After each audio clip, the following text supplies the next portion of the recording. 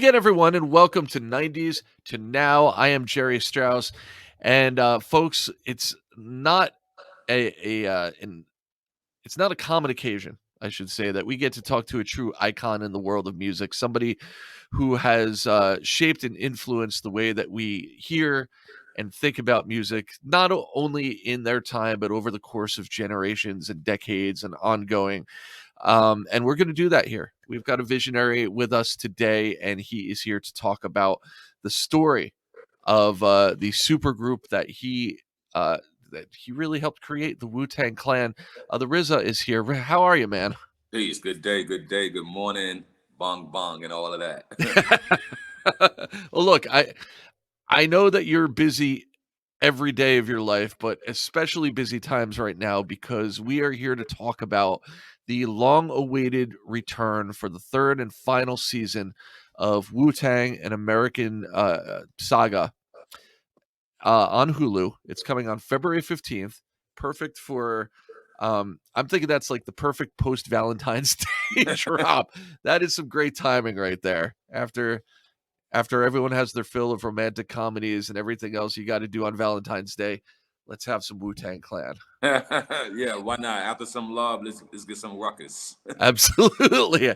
Absolutely. And this show has been so groundbreaking in so many ways because after all this time of us, just loving Wu-Tang Clan, the music, everything that you guys have put out over the course of over 30 years, we're really, for the first time, getting that accurate story from the people who were there, the people who lived it, yourself obviously included as a co-creator of the show. What was the motivation a few years back in moving ahead and trying to get this show off the ground? I mean, it was something. Once I wrote the book, The Tao of Wu and the Wu Tang Manual, those two books, um, I got approached by Brian Grazer. He read the book. You know, to be honest, I think it was my buddy Russell Crowe who read it and gave it to him. I think Mm, it came through that way. But anyway, he thought it was the story of us and the life that we lived was worth optioning the book. And so he optioned the book. And that was back when I was doing a TV show called Gang Related. mhm. Uh, and of course, it's not easy to have hip hop stories told, on the Hollywood platform. There wasn't enough evidence, I think, to prove the validation or the value of it, right? Or is the audience ready? Yeah. I feel like Compton helped. I think um, that success was like, okay, the people are ready to go and watch it in a cinematic way. And so when that happened, when we would start rekindling our flame, a lot of people was like, well, let's do a movie, let's do a movie, let's do a movie. And I was like, nah, Wu-Tang story is kind of too big for a movie. Mm. Let's do it as a TV show, and look, you think in the beginning, you'll get 10 hours. And I thought 10 hours is better than 2 hours, right? All right. But with great partners in Imagine and great partners with Hulu, we are able to give you 30 hours of this story. And the funniest thing, and I'm not saying this egotistically, now that we've completed it, 30 hours it's not enough either. But it's a lot, and it's a pleasure and an honor to share our story with this generation, and of course with our fans who've been with us for years, but to the new generation who now could consume it in a different way, not just through audio, now audio and visual. Yeah. Yeah, and, I feel like it's crazy because after all this time, there's this whole new generation of people who are really learning your whole story, not just the music, but the story behind it for the first time. Do you feel that, in this day and age of social media where you can feel that immediate impact and the feedback from fans? Do you feel like there's like a new understanding out in the world about what has made the Wu-Tang Clan what they are today? I definitely feel that way, and I feel that not just in capacity of the Wu-Tang Clan, which of course is we are, the foundation of the show and it's Wu-Tang and American Saga, but as hip hop as a whole, as the '90s generation, a lot of young people uh, had to try to navigate the way we had to try to navigate. A lot of them ended up to the wayside, right? And we Yeah. were able to turn to our talent, turn to a vision, and push through and change our lives for the better. You know, every young man, we called it an American Saga because this is an American story. This is it. Okay, this is not happening nowhere else around the world. Okay, Right. Right. but there's a rite of passage that you will go through in this country. You will go from young adult to teenager, and you will go through the experience of life. And it's good if you have a map of something that you could at least cross reference. And so I'm happy that the show exists, uh, that it helps, hip hop culture, but it helps American culture as a whole, to me, to look at, look at these guys. These guys were, at odds with each other. Mm. Uh, these guys are in dire situations. You got high school dropout, ex-felons. Uh, you got ambitious, Method Man. Here's a guy that's, that's that's playing croquet and racquetball, and who could have been an athlete, Yeah. but life shifts them. All these different things that young people go through. I think our series is a good map to be like, oh, maybe there's a chance, maybe there's a way to turn, you Yeah. know.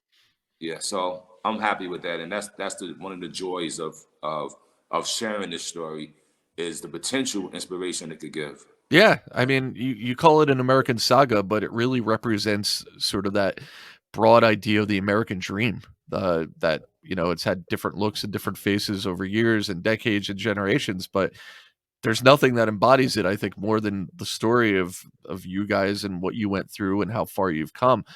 I'm curious, you've talked in prior interviews about the fact that this show is there's a lot of accuracy to it as far as the how things really unfolded, and maybe there's sort of a compression of the story, as you said, 30 hours still not enough to really tell the full story. But I'm curious, over the course of the 3 seasons, how involved have you been in sort of micromanaging the little things, the details, like the portrayal of the characters, and Method Man, he doesn't walk this way, he walks that way. Like, how detailed have you guys gotten over the years? We've done a good job with that. So I'm not just, not that, like I said, talking about yourself is one thing, right? But I'm not so excused if it sounds egotistical. But no, I'm a everyday at work man on this show. As an executive producer, I've I've wore so many hats. You know, I'm in the writers' room. I'm help writing the stories and breaking the stories. I'm on the set. I'm with the actors. I'm choosing directors. Me and my partner Alex C. Were hands on this, and being able to understand that we could tell the authentic, I will call it the creative spiritual truths Mm, that must be captured, and yet understand how to dramatize it and put it in a linear form that is still a through line story for the audience to absorb and to follow, you know? Um, and of course, when you think about, like the character Shamik Moore playing Raekwon, I had Shamik come hang out, took him to a couple of Raekwon things. They didn't even really speak to each other. So I just had him watch. mm, You know, Janelle Young, who plays the Jizza, he calls him up on the phone. He goes to Jizza Liquid Sword concerts. He actually got on stage with him at the Blue Note, right? wow, Before we got into season 3, because in season 3 I told him you're gonna get more light on this mm, character, so we need you to absorb it. And the same thing goes with Julian Martinez, Elijah Julian Martinez playing Divine. He will constantly call. So the actors did their job yeah, because they had a chance to talk to these people they're playing are living, right? So they had a chance to reach out, talk. Method Man, when we was looking for somebody, when we discovered that we could have Dave East, you know, he agreed. Everybody else we sent to him, he would not agree to. mm, He wasn't feeling it. And then he saw Dave in another film that David did, and he was like, yeah, this kid has that power, that gravitas, that look, that swag that can be me. And so it was. I'm hands on every day, but I definitely made it my business to have the writers' room open so that Wu-Tang members could come to the writers' room, Mhm. call in, zoom in, and even the other guys, Power, Mook, the other characters, Steve Rifkin, everybody had a chance to zoom in, talk, come by the set, add your spirit to this because I wanted it to, the most you could do in anything you do when you reenacting something is capture the spiritual truth of it. Yeah, You know what I yeah. mean? I, And I I, did that. it brings up a good point because with so much truth in this show about people who are living and around and living their lives. Was there any kickback to maybe too much truth? Like, were there any points where anyone depicted on the show was like, can we maybe not really put a spotlight on this part of my life or this story? Was there any reservations about putting that truth out there for everybody? Yeah, of course. Yeah, there was a lot of that in all reality. Um, in some cases, I did my best RZA as the Abbott convincing pitch. And I think once I explained what the meaning of what we were doing, I'll give you a quick small story. So the Jizza, nobody in Wu-Tang ever calls him Gary. Okay. Okay, Okay. He's right, never been called Gary by any of us. right. Um, and he got rid of that name at the age of 12. Mm, Okay. So when we started season one and the character is introduced as Gary and he's mhm. like, he's like, nah, man, nah. Hell no. Yeah. I said, listen, we can't introduce you as you, Right. right? My mother called you Gary, okay, right? Because he's my cousin. I Right. said, I want the people to meet you, before you gain knowledge of yourself, before you evolve to the man you are. And I said, it's going to take about 3 episodes. Yeah. I said, this way the audience, we can't just meet you and you know the answer or you already good, you know. We got to see you grow. And I saw you grow. Now the rest of the world haven't seen you grow. They met you as the Jizzle, the genius. Right. But I saw you as Gangster G when you was Gangster G at one point, right? I saw I did call him Cousin Gary because that was his birth name, and I was 8 years old, right? So, my point being made, it was those type of things. Ghostface, I'll give you one quick one on him. Ghostface, who his character is pretty intense in this show, especially in the first 2 seasons. He burns a guy's beard off. He's in shootouts he said that we didn't make him tough enough. He said, why you guys watering me down? and I explained to him, I said, listen, bro, we want people to like you, man. We don't want Yeah. to go through the whole troubled youth thing that you had, and because he was Ghostface went through a lot in life. He's one of the humblest, sweetest guys with one of the best hearts you'll ever meet. Mm, But this guy, was a potential menace to society. This guy was not somebody that you wanted to play with. He will break you down. He was a one of those dudes, mm. but he was a guy that I know personally that he'll be in the streets doing all that craziness and then go upstairs and take care of his two brothers in a wheelchair. Yeah. So, and the world didn't know that. And so I said, let me show that, man, because that's the reason why I love you. You were the guy, Ghostface. I never forget when we was 14 years old, when we first met, right? We met through another friend, and he was like, "Yo, I want you to meet this kid. He's writing rhymes. He's not good as you yet, but he's doing the beatbox, and y'all should make some demos." Mhm. And so I met him, and we immediately connected, and we walked over to the neighborhood deli where you get these $2 sandwiches, right? Turkey and cheese. I wasn't vegan then, so $2 sandwiches. So Yeah. we get the sandwich. He gets the sandwich, and he said, "Yo, cut it in half, man." First of all, it takes him 10 minutes to get a sandwich. He makes the guy wipe the grill. You got to shred the lettuce. This is the process. But when he Mhm. finally gets it, he's like, "Yo, cut it in half." The guy cut it in half, and he gives me half the sandwich. Oh, man. And I said, "This guy's cool. This guy, has something special quality about him, even though he was people were scared of him in the hood, you know." Yeah, yeah. No, it's, being able to kinda tell those well-rounded stories, I think, and for you to have that vision to understand, you know, this is what it takes to encapsulate the full view of who these people are and what will make them part of this show that people want to continue to watch episode after episode, season after season.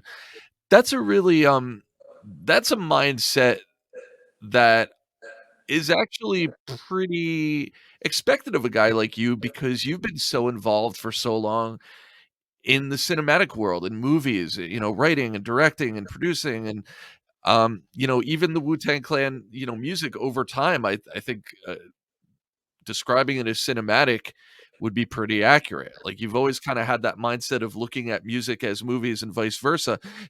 In your mind, do you feel like there's similar approaches, or is there that automatic connection that you've always had between the 2? Yeah, I think there's definitely similar approaches. Of course, in the young mind of in my young mind, I don't fully understand it. I just know that I want you to see what I'm saying, right? I want you to see when you're listening to me, when I was making music when there wasn't no DVD players in the cars, all right? So, but I wanted people to be able to put my tape in, which was tapes back in those days, Mhm. and be able to just go and go somewhere, go to a movie, like by listening to it, Yeah, I always wanted that. And as I grew in art, I had a chance to meet some great minded people, you know, great directors. As an actor, I worked with some of the best directors in our business, from Ridley Scott to Tarantino to Judd Apatow, yeah, John Singleton, and just great, hanging out with Spike Lee, like the privilege of that as I was growing. And then I guess around the year, I don't know, 2006 or seven, it really clicked mm, that, and I'll share this with you with an analogy. Making an album, I looked at it as with a Wu-Tang album. You got, maybe there's 12 people, a cast of 12, right? And then maybe if you bring some live musicians in, maybe you mhm, get up to 20 people, right? mm, And that will give me this album. When I made Man with the Iron Fist, I had 400 people working. You know what I mean? yeah, So to me, it's a micro and a macro. An album, a music is like working with a band, but making a film is like working with a full symphonic orchestra. mhm, and, I mean, do you feel like even though they're different sizes, different scales, do you feel like the skill set's the same? Because you've been, like, I mean, just working with the Wu-Tang Clan and getting everyone to work together and getting that done, but you've collaborated with so many different other artists and musicians in music on top of everything you've done outside of music. Is there sort of this a skill set that's common as far as finding that common ground to work with someone and get things done together? I think there is, right? And I don't know if it's like something I could definitively, you know, write out versus, what I just said to you with that analogy. Yeah, But I will say this, that the best part of the skill set, if I would try to identify my skill set, is that I'm also one of them. I'm an artist. right. I understand our frustrations. I understand if somebody opens up the studio door while I'm in the booth, what that's going to mean to my take. What Right. that's going to do. I understand if the engineer missed the punch in. I understand if this actor misses his lines, how do I handle it? Mm, I understand if the director, as a director, personalities is another part of creative navigation. If I didn't work with Method Man, ODB, Ghostface Killer, right, and understand that these are all alpha, right, especially after everybody is platinum. If I didn't have that experience, I don't think I would have been able to work when I had Russell Crowe, Lucy Liu, and Dave Batista and Rick Yoon all on my set, you know, and who got the best trailer. You know what I mean? It's like it's so. I'll give you one last credit for that because I never forget this, and I'm glad you brought that up. So when I was doing my first film, I was in China, Mhm. right?